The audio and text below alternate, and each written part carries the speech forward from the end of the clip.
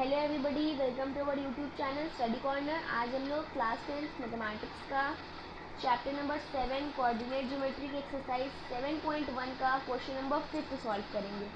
So let's get started.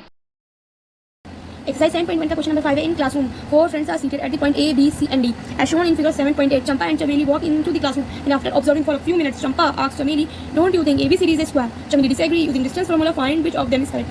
सबसे पहले तो हमको क्वेश्चन क्या कह रहा है, हमको इसका मतलब समझना होगा। तो इस क्वेश्चन में हमसे क्वेश्चन से कहता है कि चंपा 4 friends A, B, C and D वो क्लासरूम में सीटेड है और जो कि इस फिगर में दिखाया हो किस तरह से सीटेड है।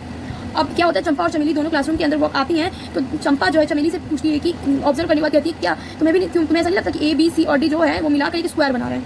तो जिस बात से चमेली डिसएग्री करती है। तो अब हम इस क्वेश्चन में हमको यही बताना है कि चंपा सही कह रही है कि चमेली, तो हमको ये पता करने के लिए डिस्टेंस फॉर्मूला का यूज़ करना होगा। क्यों? क्योंकि A B C and D points हमको दिए हैं मगर इन साइड्स नहीं दी हुई है। तो हमें सबसे पहले ये पॉइंट्स कौन सा फिगर बना रहे हैं ये पता करने के लिए सबसे पहले इनके कोऑर्डिनेट्स से मिलकर जो साइड बन रहा है उसको उन साइड्स निकालनी पड़ेंगी। तो हमें सबसे पहले दिया क्या होगा ये लिख लेते हैं, गिवन है हमें a B C and d, इन तीनों के कोऑर्डिनेट्स दिए। सबसे ए जो है 3,4 है, 3,4। बी का कोऑर्डिनेट है 6,7, 6,7। सी का कोऑर्डिनेट है 9,4, 9,4 और डी का कोऑर्डिनेट है 6,1।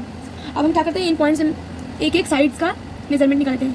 ए बी निकालने के लिए सबसे पहले डिस्टेंस फॉर्मूला लगाना पड़ेगा।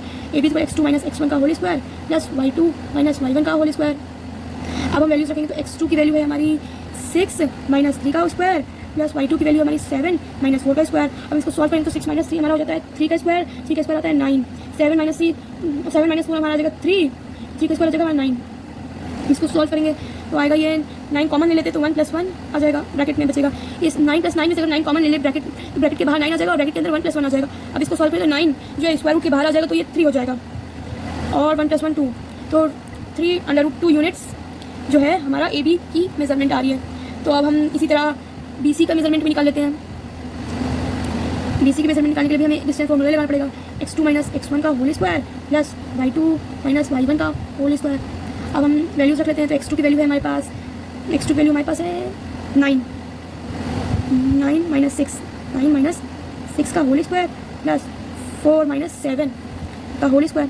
अब इसको सॉल्व करेंगे तो ये आएगा 9 - 6, 3 का स्क्वायर 9 प्लस 4 - 7 - 3 का स्क्वायर, तो √9 - 3 का स्क्वायर होता है हमारा माइनस प्लस हो जाएगा 3 का स्क्वायर 9। तो इसका भी आंसर पहले वाली तरह √9 + 9 आ रहा है, तो सॉल्व करके 3√2 यूनिट्स आ रहा है। अब इसी तरह हम अगला वाला भी मेजरमेंट निकाले थे इसका सी डी का। सी डी की मेजरमेंट है हमारी x2 - x1 का whole square plus y2 - y1 का होल स्क्वायर। अब हम वैल्यूज रखेंगे तो x2 की वैल्यू है हमारी 6 - 9 का होल स्क्वायर प्लस y2 की वैल्यू में 1 - 4 का होल स्क्वायर। तो आएगा ये सॉल्व करने पर 6 - 9 - 3 का स्क्वायर प्लस 1 - 4 - 3 का स्क्वायर, -3 का स्क्वायर -3 का स्क्वायर हो जाएगा 9 + 9, इसका आंसर 3√2 यूनिट्स आ जाएगा। अब इसी तरह हम डी ए का निकाल लेते हैं, डी ए की मेजरमेंट निकाल लेते हैं। तो डी ए का मेजरमेंट निकालने के लिए फिर हमें डिस्टेंस फॉर्मूला √x2 - x1 का whole square plus y2 - y1 का होल स्क्वायर। अब हम वैल्यूज रख लें तो हमारा क्या वैल्यूज है, x2 की वैल्यू है हमारी 3 है, 3 - 6 का होल स्क्वायर प्लस y2 की वैल्यू हमारी 4 - 1 का होल स्क्वायर। इसको सॉल्व करेंगे तो 3 - 6 आएगा हमारा -3 का स्क्वायर प्लस 4 - 1 3 का स्क्वायर।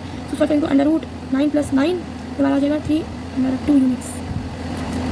तो हम देखें तो हमारा ए बी की measurement B C = C D = D A, ये चारों A B = B C = C D = D A, ये सारी चारों साइड्स की मेजरमेंट सेम आती है।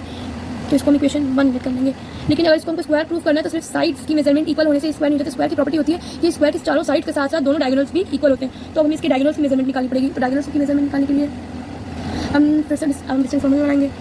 डायगोनल्स की AC √x2 - x1 का whole square plus y2 - y1 का होल स्क्वायर।